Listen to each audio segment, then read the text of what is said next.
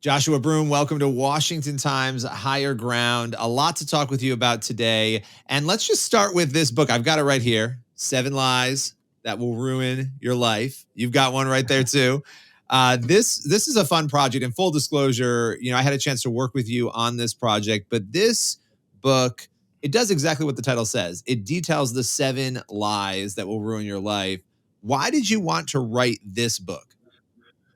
Well, you told me it was a good idea. I would just say, first and foremost, we've been friends for a long time, and a lot of the success and visibility that I've had sharing my story and doing a lot of things, it's been because of your friendship. We've known each other for, it seems like a lifetime, but for the last like 3 or 4 years. And it's been really neat to see what we started with and to see what has grown out of it. But I love doing this book with you. And the reason that we wrote this book is because culture's a mess, and that's not a new thing. There's nothing new under the sun. And how often is it that someone goes into the most profitable evil industry that is contrary to God's perfect design in the pornography industry, has a tremendous amount of success, wins all the awards, and then walks away from it because of the very real destruction it caused in my life, because it literally almost cost me my life. And then, I find this girl that tells me the truth that, I was defining myself because of the broken home that I grew up in and the bad things that I'd done. So I was wearing a theoretical scarlet letter that, because I had the tangible sins that are easily found on the internet, I believed my life is ruined. It's over. But meeting her and then having a relationship with Jesus and my life being transformed, and pursuing theological competence, going to Liberty, and being mentored and discipled, and then getting to work with many people doing things at Capitol Hill with Nicosi and Exodus Cry and other organizations that helped me really become competent in legislation and so many other things, to today. So the last decade has led up to really the book and who I am, and it allows me to speak into culture in a unique way. And I'm saying really what Paul was saying in Romans 12:2. If you're either being conformed by the world or you're being transformed by the renewing of your mind, and that's important so that you can know what is God's good, pleasing, and perfect will. There is a line in the sand. There is truth. And when you know what is true, to give a nod to the bank teller story, when you know what is true, you can refute a lie. And the way that analogy works regarding a bank teller, I was ready to take my life, and she simply spoke my name, and I was going by a counterfeit name. And when she spoke my real name, it allowed me to see what was true. Instead of taking my life, I ran for my life. And in the same way, a bank teller doesn't come very familiar with fraudulent currency. They become very competent in what is real. What does real currency look like? And when you know what is real, you can identify what is not. I want to pause there for a minute because and actually focus on that for a moment, because the book, you tell that story really beautifully of interacting with the bank teller, and I don't want to spoil it all. But at that point in your life, being in the pornography industry, being so well known, having all these things that the world would say, hey, this is success, this is money, this is fame, this is everything you could want. You, as you said, you could have lost your life. You wanted to end your life. You were beside yourself, and you were living by your stage name, right? That's who you became essentially in your mind at that point. And her kindness sort of, shook you out of that. I'm going to stop there because I don't want to ruin that. But when you think back to that person, in light of who you are now, preaching around the country, sharing the Christian gospel, sharing the truth, what goes through your mind and your heart when you think back to that person and who you are now? Yeah, it's funny you use the word kindness because, again, I'm a preacher, so I'll preach. But so thinking about like Romans 2:4, and it's God's love, His kindness, His patience that leads us into repentance. And I think in a unique way, it was God in His kindness that both allowed me to experience the things that I thought would satisfy my soul, because I thought if I make enough money, I'll be happy. If I obtain enough notoriety, I'll be happy. If enough people, know my name, I'll be happy. And I'd made well over $1 million. I had won Performer of the Year. I'd done over 1,000 movies, and I'd done all this stuff, and it didn't work. And when it didn't work, it amplified my anxiety, it deepened my depression, and I wanted to take my life. So he allowed me to experience everything that I thought would fix me. And when it didn't, I was in the pit. And in the pit, I was ready for death. And in his kindness, I believe he prompted this person to speak into my pain, like very Act 16. There's a jailer that has a sword, and he blew it. He had one job to attend to the prisoners to make sure no one escaped, and he saw all these jail cells open, and he grabbed a sword and he's going to take his life. And Paul simply says, "Don't harm yourself. I'm right here." And by her looking at me as I'm trembling, as I'm shaking, as I'm white as a ghost because I'm moments from taking my life, she looks at me, instead of just ignoring that moment. I think she responded to a prompting, and she said, "Joshua, are you okay?" And little did she know that I'd been going by a pseudonym for so long, living a counterfeit lifestyle so long, that I hadn't even heard my real name in over a year. And when she spoke it, and when she said that in a very real way, she saved my life. Yeah. And your journey is also really incredible in a lot of ways, and you cover this in the book. But you didn't just have this religious epiphany. You didn't just become a Christian and then leave the industry. You left the industry when you were at the end of yourself, and later, a little bit later, you found faith. And so that's really intriguing to me. But what has been the toughest thing for you? Because we see you now where you are. You are one of it. I'm not just saying this because we're really good friends and we worked on this book together. You are one of the best communicators out there who I've ever interacted with. You know how to drive a message home, and particularly a gospel message home. You are theologically strong, all those things. But what has been the toughest thing seeing you now with the journey that you've had to go through, the I would imagine very painful bits of leaving the past behind and moving forward?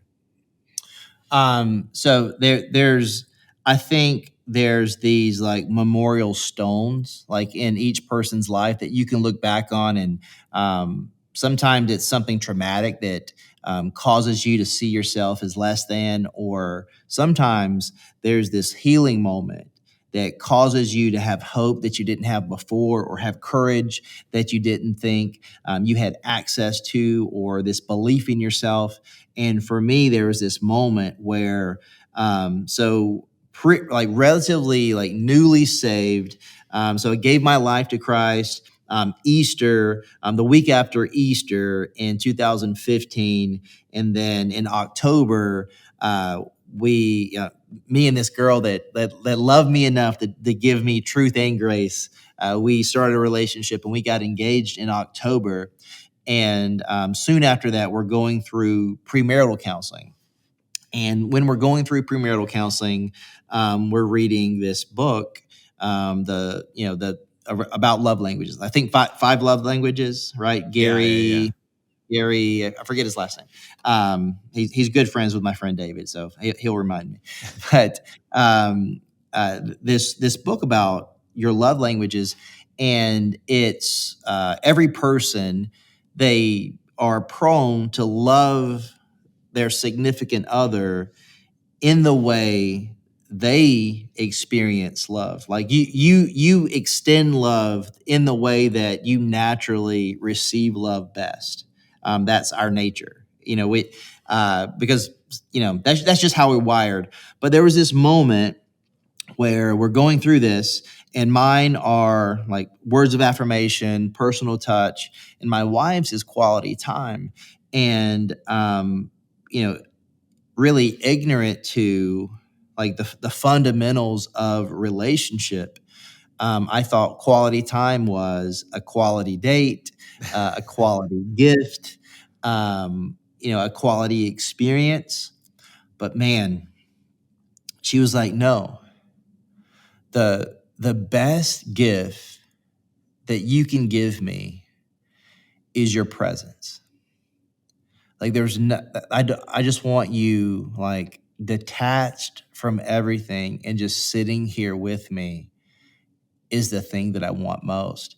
And what that caused me to do was ask the question, why would you want that from me? Mm. Like, and her loving me in the way that she loved me allowed me to love myself. And it allowed me to see moments by moments through like how God loved me because she was replicating the loving kindness that she'd experienced walking with Jesus for a long time. And like that moment, and then I talk about this in the book. Just when our son was born, and he's born, and I go over and I touch him, and he grabs my finger, and just not knowing how to be a father, not knowing anything about kids, not ever like being around kids, um, being in this moment where this child that was just born, I love him more than anything and would die for him in that moment. And then hearing God whisper to me, I love you more than that.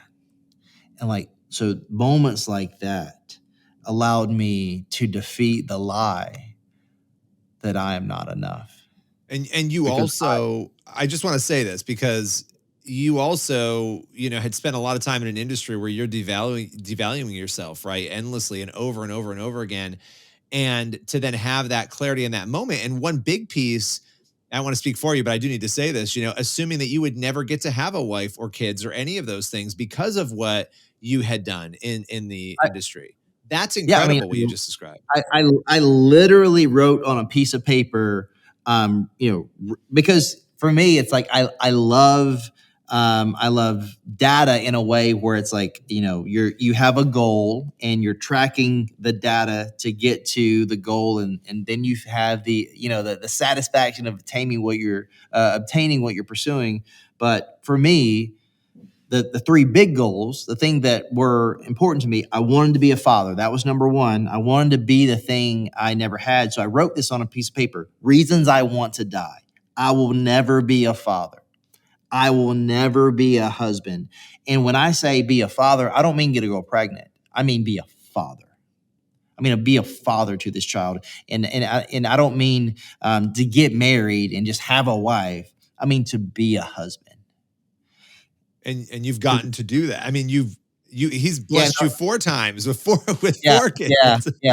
And then even the last thing where the last thing I wrote was contribute to people in a way that leads to positive change. And something that I've always been passionate about is like identifying things and people and encouraging them and really helping them step toward the thing that um, they saw to be unattainable. And I think I've always been a dreamer in that, but it's so much. It's always been easier for me to dream for someone else than the dream for me because I thought that my dream had died. Yeah. And Ephesians 3:20 is real. That God stands ready to do exceedingly abundantly more than you could ever hope or imagine. Because I didn't have the guts to dream the life that I have today. Well, and here you are. And I think it's such a beautiful testament to what we see in scripture with Paul and so many other people, but particularly Paul, who goes from being a murderer of Christians, throwing them in prison, holding people's cloaks while people are being stoned, and he ends up becoming one of the most transformational people in Yeah, Christianity, like. right. 6% of the New Testament. Right. I mean, it's crazy, and we see these stories again and again in people like you, and you've got this book again, Seven Lies That'll Ruin Your Life. Got it right here in front of me, and when you think about the lies that you covered in this book, and you've talked about a couple of different ones, what is the most pervasive lie, or the one that concerns you the most, maybe in culture right now? I mean, I think I think they all like beautifully tie together, but I think the God of self and the God of approval kind of go hand in hand. Uh, the the purpose chapter is the longest one, and that was the one that, as my wife was reading it, I was like so like interested in her feedback, and that ended up being her favorite chapter. But so the first chapter is talking about this false approval and just understanding that um, people, things, stuff, whatever that you desire, if you can obtain it on your own, if you believe that that's going to satisfy your soul and that's going to allow you to feel approved, it's not going to work. And that's why the father of lies, Satan, he wants to distort your thinking in that I can obtain something that you can't. To be approved, the only way to be approved is through the blood of Christ. So to be approved is to be reconciled to God. And we were created to desire restoration with God through Jesus, which allows us to operate from approval in contrast to seeking the approval from others. And what is true is we want approval from everyone except the only one that can give it to us, and that's Satan's greatest lie. And I think that the pursuit of that is so pervasive in today's culture, because the world tells us, if you're rich enough, if you're famous enough. And what's so interesting is being rich and being famous, those things are not measurable, and if it's not measurable, it's not attainable. So if you like, what amount of money equates to being rich? Once you get to the number you set, you're going to feel unsatisfied, and then you're just going to think, I need more.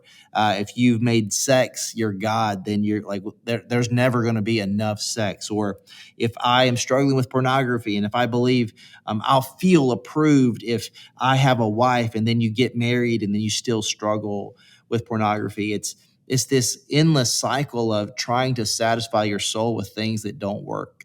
And I think and it goes to the God of self. And it's like, there's one Jesus, and Jesus is not created in your image. He's not created in your presuppositions. He's not created in your comfort or your preferences. He's God and you're not. And through submission and surrender to him, then and only then you can see yourself rightly. And I love the way we talk about that scenario in Exodus 32, where Moses is up getting the Ten Commandments, and Aaron and his misfits, they create a god made out of gold, and this golden calf. And what's so interesting is they refer to the golden calf as Elohim. They call the golden calf Yahweh. But what is true is their worship. They're worshiping something that they've designed based in their image and their wants and their desires. And just because you call something God, because you call something Christianity, because you call something whatever you're calling it, it's not God unless it's his word, his ways, his truth. And I think that's the struggle that so many people find themselves in. Like, we think we can create our own autonomy. We think we know what we want. We think following our heart is good advice, but instead we need to inform our heart with truth so we can reject lies and seek out the life that God created us to live. Because when we walk in the plans and the purpose that he uniquely created you, Billy, and me, Joshua, for, then and only then we can experience peace and satisfaction. Outside of that, we're going to be in this continuous rat race that leaves us wanting more and feeling like we're less than. Well, and you speak about this all the time. You travel around the country. You're sharing your testimony. You've got the book here, and here it is again. People got to grab copies of this. 7 Lies That Will Ruin Your Life. Any final words for us? Yeah, actually, here's what I want you to do. Before we go out here, I want you to speak to anybody. Final question here, final proclamation, who is in a place where you once were. Maybe it's not, they're in the porn industry, but they're struggling. They've bought into all the lies and they don't know where to go. They're at the end of their rope. What would you say to them right now?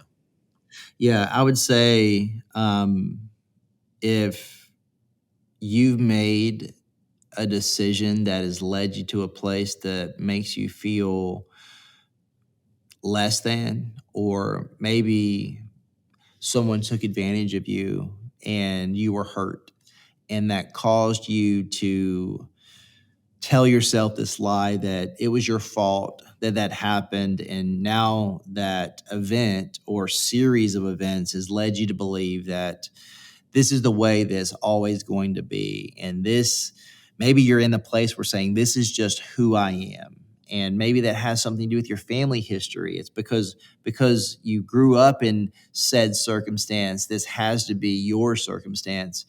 And all of those things are Satan's plans for your life. And I want you to know that your life matters. You matter uniquely. You were created in God's image. So your humanity makes you unique, that you're unlike anyone that's ever existed, and you're special. God knows everything about you, the good and the bad. And in spite of all your flaws and all your inadequacies and your fears and your doubts and your frustrations and your failures, there's a God that loves you Mm. and wants you to come to him. And he doesn't want you to clean your life up. He wants to meet you right where you are, in the middle of your mess, in the middle of the muck, wherever you are. You don't need to do something to come to God, because we are reluctant to come to him because we feel dirty. But what is true is he's the only one that can make us clean. That is, So wow. yeah. That's a good word. That is a good word. And listen, I want people to follow you on social media. If they're not, you are a great follow there, and you're just filled with wisdom. You've been through a lot, and you're on the other side of it, and you're inspiring people. Joshua Broome, appreciate you joining us today. So glad to talk with you, and you're one of my favorite people in the world. So anytime.